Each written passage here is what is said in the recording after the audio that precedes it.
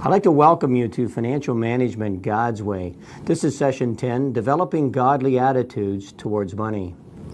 The key biblical principle is this: God provides a clear distinction in His Word between godly attitudes and godly motives towards money, as opposed to worldly attitudes or worldly motives towards money and material things. Since 1977, I've had the privilege of counseling thousands of people with respect to their finances, and I can say from experience that when an individual or a couple has worldly attitudes towards money and material things, almost inevitably it'll give rise to some financial problems. Normally a case where they're spending more than they're making and accumulating debt.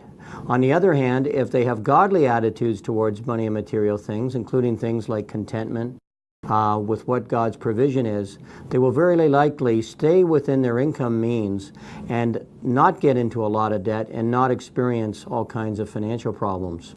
And even if you don't have any debt, you need to determine and assess whether you have godly or worldly attitudes towards money and material things, because often those with no debt and a surplus of cash and investments can have worldly attitudes such as covetousness, selfishness, and greed, which causes them to want to accumulate more and more and more to a point where it's just unnecessary.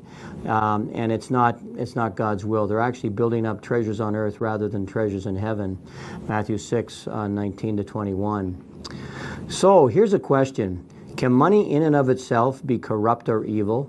I'd like you to think about this, discuss it if you're in a small group, write down your answer, and then click on the next video for my suggested solution.